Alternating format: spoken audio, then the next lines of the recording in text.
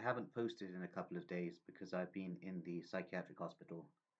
Indeed, after I spend 5 nights out now, I have 3 more nights left in the mental hospital after that, and then that's it. My 5 year stint in the psychiatric hospital will be over.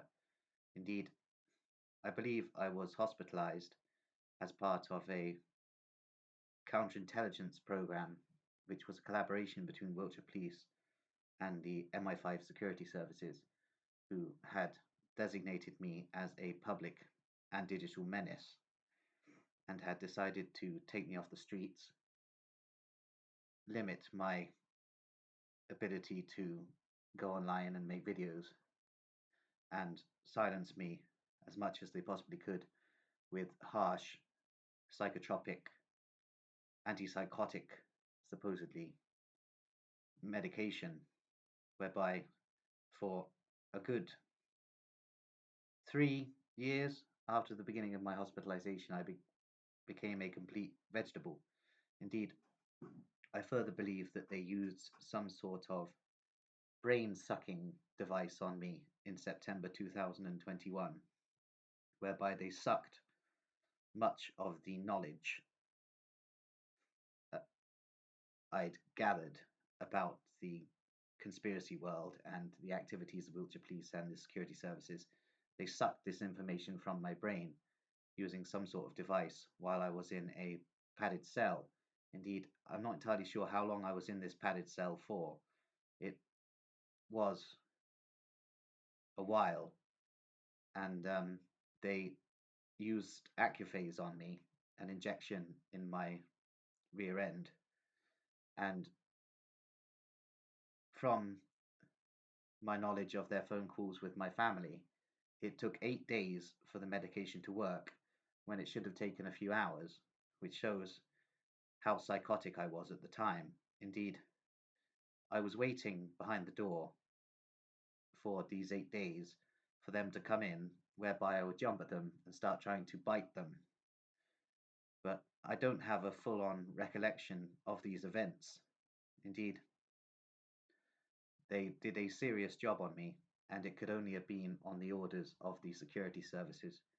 Indeed, Wiltshire Police have limited abilities in that regard in terms of the sedation and destruction of a security service target.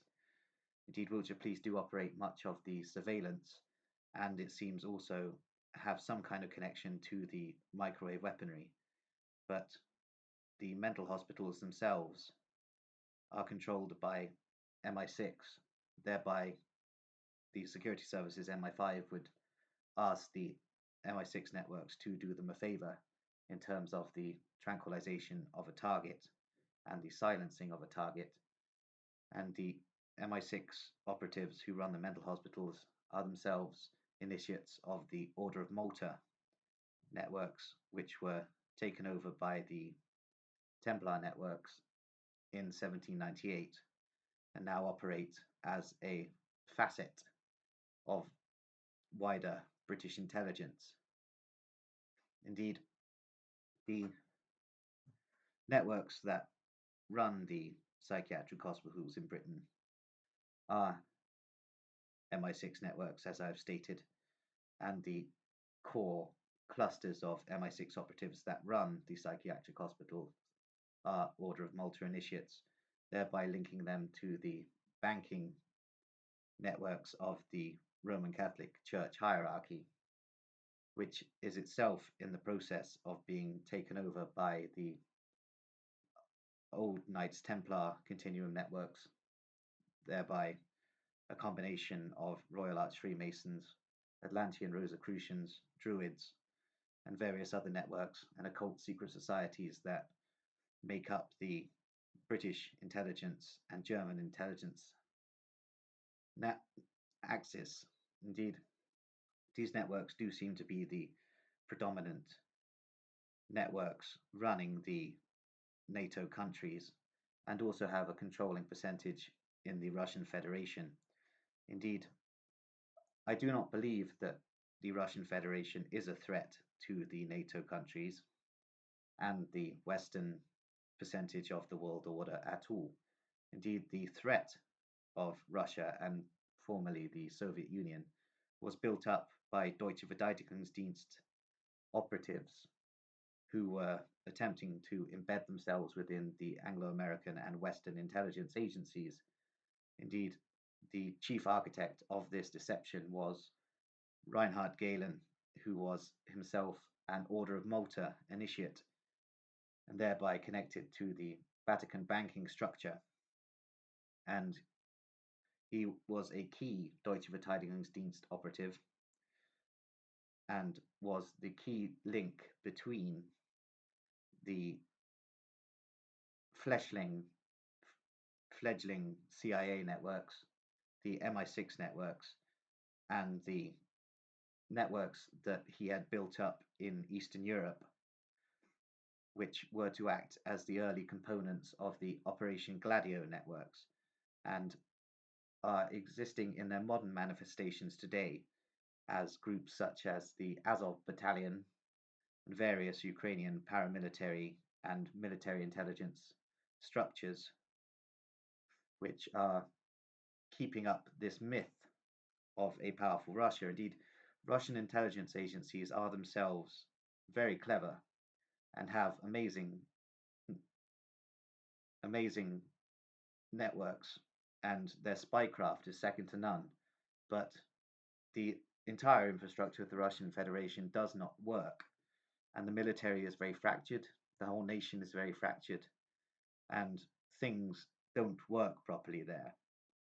China, however, is very powerful, and they are not actually aligned with Russia as we are led to believe. In fact, the United States and China have a grand plan in the future to carve up the Russian Federation, with the western half becoming a balkanized network of NATO client states, and the territory of the Russian Federation east of the Urals shall become part of the Chinese sphere of influence.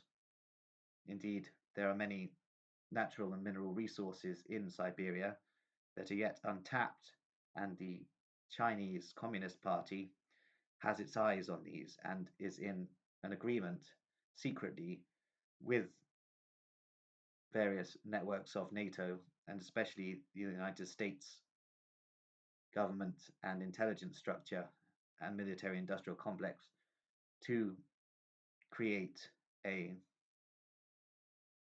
basic carve up of the territory. Indeed, the networks of the Deutsche Verteidigungsdienst that became embedded in the Anglo-American, French, and NATO intelligence structures are also having a controlling percentage of the Russian intelligence services and have done since the 1800s. Indeed, the most famous Deutsche Verteidigungsdienst operatives within the Soviet intelligence hierarchy were Lavrenti Beria, the head of the NKVD, who was a deep penetration Deutsche Verteidigungsdienst asset, and before that an Abwehr operative, and Stalin himself, who was also a deep penetration Deutsche Verteidigungsdienst and Abwehr mole. Indeed, he was himself assassinated by a certain faction within the GRU that became aware that Stalin was part of this German agenda, which itself links to a British agenda. Indeed, as I've stated previously, Putin is a Frankist of a Frankist bloodline through his mother and is beholden to British and German intelligence networks. Indeed, he is also an initiate of Royal Arch Freemasonry, though how much control those networks have over him, I do not know, but he is acting out a role in this general global saga, whereby he is perceived to be the greatest threat to the West when he is not, because Russia is not as powerful as the Deutsche Verteidigungsdienst, British intelligence, American intelligence, French intelligence, would wish you to believe. Indeed, Putin is a key operative, therefore, of British and German intelligence, thereby the occult secret societies that run British and German intelligence. Indeed, Putin is semi-autonomous, and there are theories that he is also given a lot of electroshock therapy, whereby his appearance becomes rather vacuous, which is the case. And the majority of the intelligence operatives that are close to him are also linked themselves to British and German intelligence. And there are factions of Russian intelligence connected to the Chinese. But there are also elements of Cold War hangover factions of Russian intelligence that wish to continue a Cold War scenario and basically are creating this Cold War 2 that is existing today in collusion with the networks in the NATO countries, whereby Russia is perceived by the population of the NATO countries as this eternal enemy, when this is not actually the case. Indeed, these networks are supported by Operation Gladio assets, which has now morphed into Operation Gladio 2, which is a continuation of the old Cold War Gladio networks. Indeed, these are very obvious in networks such as the Order of the Nine Angles, various neo-Nazi satanic groups, as well as Mujahideen-style networks, which have the same purpose. Indeed, there is much crossover between these organizations, and they all link up to a core British and German intelligence overarching network, which itself oversees the Frankists, who are being blamed for everything. Indeed, as I have stated, the Epstein files being released the way they were is all part of a big counterintelligence program whereby people will target the Frankist networks. And this is part of the plan of the British and German intelligence elite to shut down the operations of the Frankists, because the Frankists have gone out of control and are causing too much trouble for the intelligence, corporate, and governmental structures that the British and German intelligence networks are wishing to maintain. Indeed, this is all of unusually high significance in terms of the future of the European Union, Britain, and Russia, and the potential for an entanglement of conflict. But it would be a false conflict if any actual military actions did take place on the ground, because the Putin clique is controlled by MI6, MI5, and the Deutsche Verteidigungsdienst. Indeed, much of the Russian mafia is also controlled by British and German intelligence and is not an autonomous entity. There are factions that are controlled by Russian intelligence, but many of those Russian intelligence networks are themselves controlled by the British and German intelligence constructs, which is all a very interesting linkage of intelligence networks, basically. So we shall see what occurs. I'm going to leave it there.